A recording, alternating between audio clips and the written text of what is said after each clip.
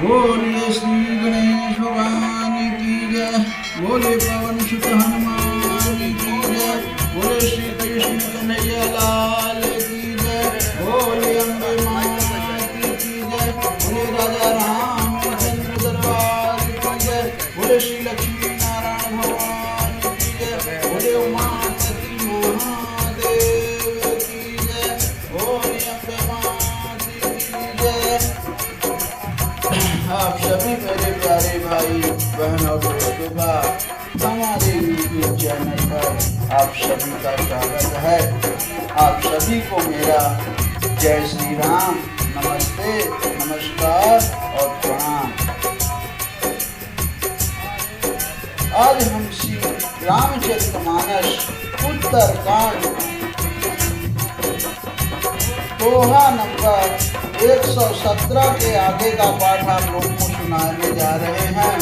तो बहुत अच्छी कथा चल रही है। विभीषण नहीं बोल रहा हूँ, कालभूषुंडी जी और गरुड़ जी के बारे में। क्षमा करें दीदी, गलत निकल गया। कह रहे हैं कि तब योग रूपी अग्नि प्रकट करके उसमें समस्त शुभाशुभ कर्म रूपी धन लगा दे, यानी सब कर्मों योग रूपी अग्नि में भस्म कर दे। जब वैराग्य रूपी मक्खन का ममता रूपी मल जल जाए, तब बचे हुए ज्ञान रूपी घी को नियमितता बुद्धि से ठंडा करे। अब जैसे अगर मन को शुद्धि करना है, मन को भक्ति में लाना है, तो बहुत तरह से, जैसे घी बनाने के लिए क्या करना पड़ता है। पहले गाय पालेंगे, गाय को दाना खिलाएंगे और फिर जब बछड़ा बच्चा देगी तब दूध निकालेंगे। दूध निकालकर उसमें जामन डालना पड़ता है। जामन डालने के बाद दही बनती है। दही को फिर मथने से उसमें नेवना निकलता है और उसके बाद उसको गर्म करने से जब मन उसका जल जाता है, जो बचता है तो घी बनता है। तो घी बनाने के लिए ऐसे मन को भगवान की शुद्धि करने के लिए बहुत तप करना जरूरी है। बिना विज्ञान रूपणी बुद्धि निर्मल घी को पाकर उससे चित्त रूपी दिए को भरकर शंका की दीवड़ बनाकर उस पर उसे दृढ़ता पूर्वक जमा कर रखें। अब घी बनाने के बाद जब रुई की बाती बनाते हैं और उसमें घी डालते हैं, फिर जब जलाते हैं तब कितना प्रज्वलित प्रकाश होता है। ऐसे मन के अंदर जो मैल है उसे मिटाने के लिए आप मिटाएंगे, तभी आपका भक्ति में मन लगेगा। तभी आगे भगवान श्री रामचंद्र जी आपको दर्शन देंगे, आपको मिलेंगे। तो मन को चित्रपूर्ण करने के लिए बहुत कुछ करना जरूरी है। अब आगे कथा है, बहुत सुंदर कथा है। आप लोग जो चैनल को सब्सक्राइब ना किए हों तो सब्सक्राइब करें और लाइक कमेंट जरूर करें। अब आगे कथा है। सोहमस्मि इति वृत्याखंडा, दीप शिखा सोई परम प्रचंडा, आत्म अनुभव सुख सुप्रकाशा, तब भव मूल वेद भ्रम नाशा। अब कहते हैं कि सोहमंशी, सोहमंशी यानी वह ब्रह्मा मैं हूँ, वह जो अखंड कैलाश धारावत कभी ना टूटने वाली वृत्ति है, वही उसे ज्ञान दीप की परम प्रचंड दीप शिखा यानी लौ है। इस प्रकार जब आत्मा अनुभव के सुख का सुंदर प्रकाश फैलता है, तब संसार के मूल भेद रूपी भ्रम का नाश हो जाता है। प्रबल अविद्या कर परिवार,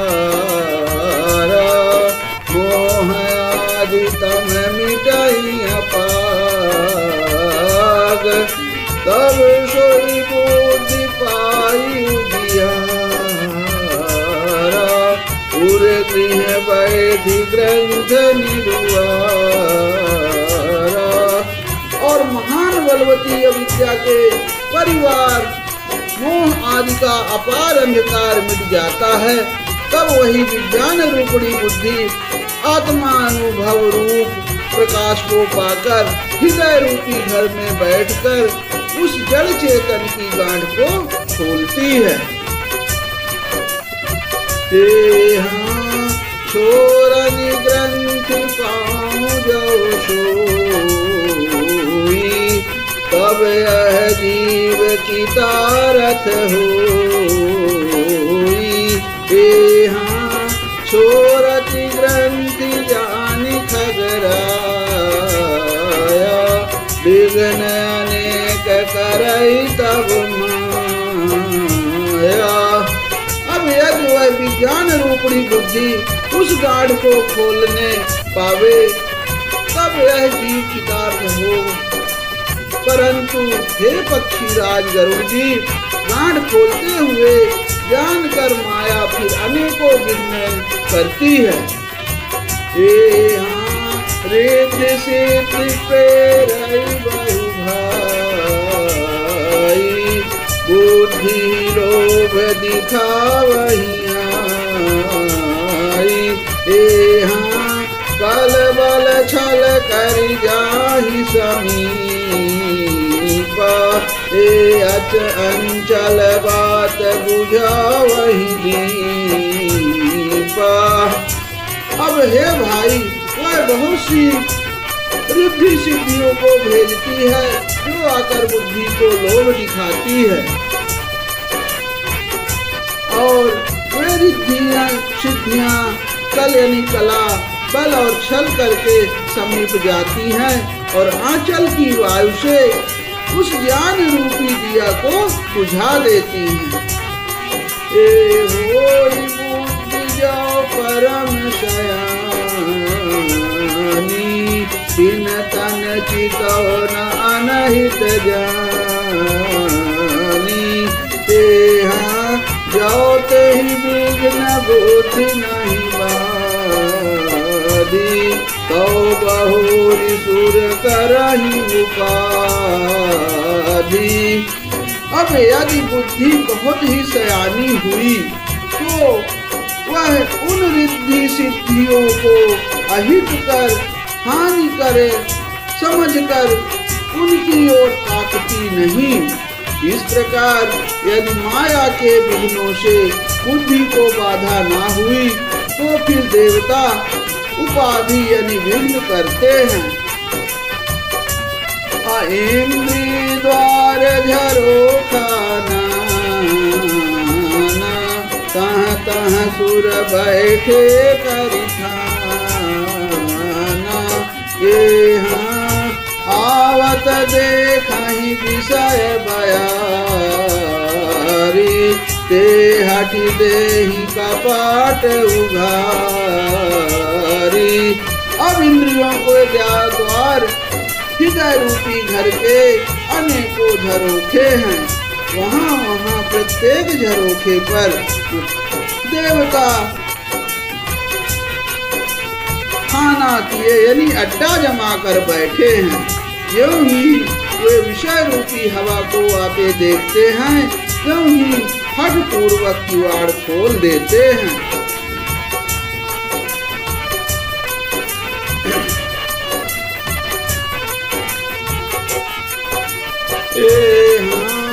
जब सो प्रभंजन उर गृह जाई, तब ही दीप विज्ञान बुझाई। ग्रंथि न छूट मिटाशो प्रकाशा, बुद्धि विकल भई विषय बतासा। अब ज्यों ही वह तेज हवा हृदय रूपी घर में आ जाती है, त्यों ही वह विज्ञान रूपी दीपक बुझ जाता है। अब गांठ भी नहीं छूटी और वह आत्मानुभव रूप प्रकाश भी मिट गया। अब विषय रूपी हवा से बुद्धि व्याकुल हो गई, यानी सारा किया कराया चौपट हो गया। बहुत अच्छी कथा चल रही है। इंद्रिय सुरन्य न ज्ञान सुहाई, विषय भोग पर प्रीति सदाई।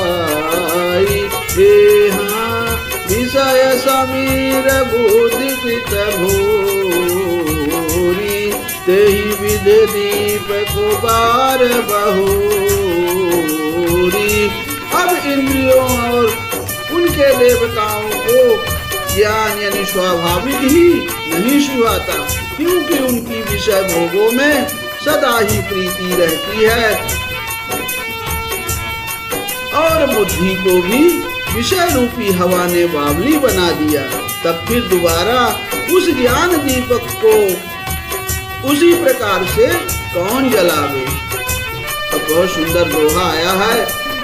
तब फिर जीव विधि विधि पावै संस्कृत कलेश, हरि माया अति दुस्तर, तर न जाई विदेश।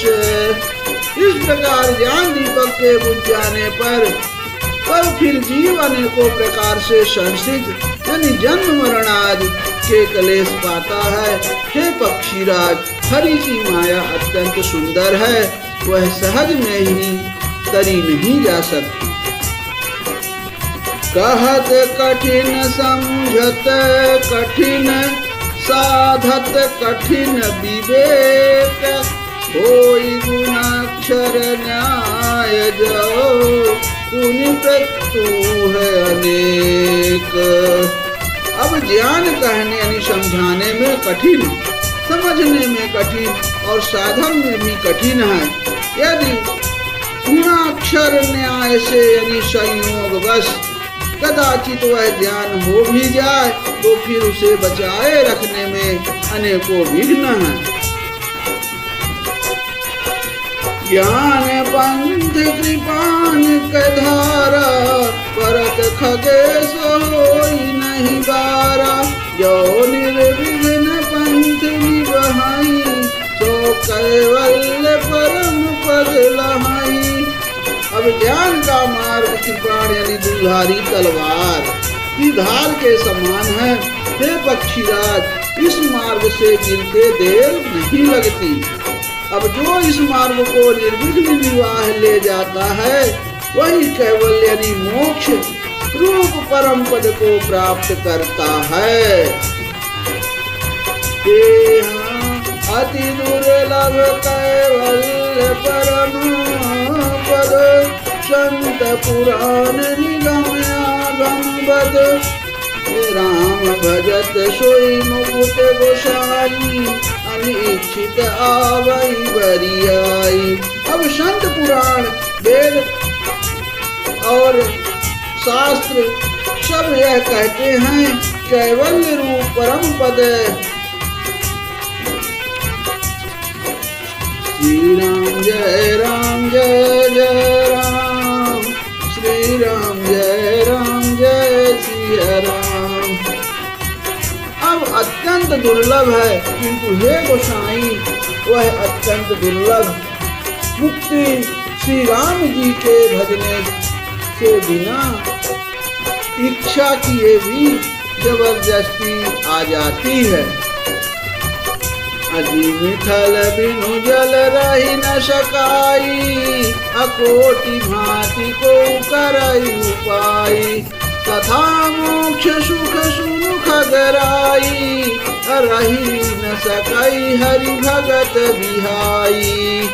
अब जैसे स्थल के बिना जल नहीं रह सकता, चाहे कोई करोड़ों प्रकार के उपाय क्यों ना करे, वैसे ही हे पक्षीराज सुनिए, मोक्ष सुख की भी श्री हरि की भक्ति को छोड़कर नहीं रह सकता। अस विचारी हरि भगत शयाने, मुक्ति निरादर भगत लुभाने। भगत करत बिनु जतन प्रयास, सा संस्कृत मूल अविद्यानासा। अब ऐसा विचार कर बुद्धिमान हरि भक्त भक्ति पर लुभाए रहकर मुक्ति का तिरस्कार कर देते हैं। अब भक्ति करने से संचित यानी जन्म मृत्यु रूप संसार की जड़ अविद्या बिना ही यत्न और परिश्रम के अपने आप वैसे ही नष्ट हो जाती है। अभोजन करे त्रिपति हित लागी, अजिमिषो असन पचवै जठरागी। ए असी हरि भगत सुगम सुखदाई, अकौवस मूल न जाई सुहाई। अब जैसे भोजन किया तो जाता है, अब तृप्ति के लिए उस भोजन को जठराग्नि अपने आप बिना हमारी चेष्टा के बचा डालती है। ऐसी सुगम और परम सुख देने वाली हरि भक्त जिन्हें ना सुहावे, ऐसा मूढ़ कौन होगा। बहुत सुंदर, अति सुंदर। जय सीताराम। असेवक सेव्य भाव बिनु भव न तरिये उर्गार, भजहु राम पद पंकज अस सिद्धांत विचार। अब हे सर्पों के शत्रु गरुड़ जी, मैं सेवक हूँ और भगवान मेरे स्वामी हैं। इस भाव के बिना संसार रूपी समुद्र से तरना नहीं हो सकता। ऐसे सिद्धांत विचार कर श्री रामचंद्र जी के चरण कमलों का भजन कीजिए। अजो चेतन कह जड़ करई, जड़ा ही करई चेतन, अस समर्थ रघुनायक कहीं, भजहि जीव ते धन्य। अब जो चेतन को जड़ कर देता और जड़ को चेतन कर देता, ऐसे समर्थ श्री रघुनाथ जी को जो जीव भजते हैं वे धन्य हैं। काहे हाँ काहे ज्ञान सिद्धांत बुझाई, सुनहु भगति मनि मैं प्रभुताई। वापस पढ़ रहा हूँ। कहो ज्ञान सिद्धांत बुझाई, सुनहु भगति मनि कह प्रभुताई। राम भगति चिंता मनि सुंदर, बसहि वरुण जाके उरंतर। अब मैंने ज्ञान का सिद्धांत समझकर कहा, तब भक्ति रूपी मणि की प्रभुता महिमा सुनिए। अब श्री राम जी की भक्ति सुंदर चिंतामणि है। हे गरुड़ जी, यह जिसके हृदय के अंदर बसती है। हे हाँ परम प्रकाश रूप दिनु राति,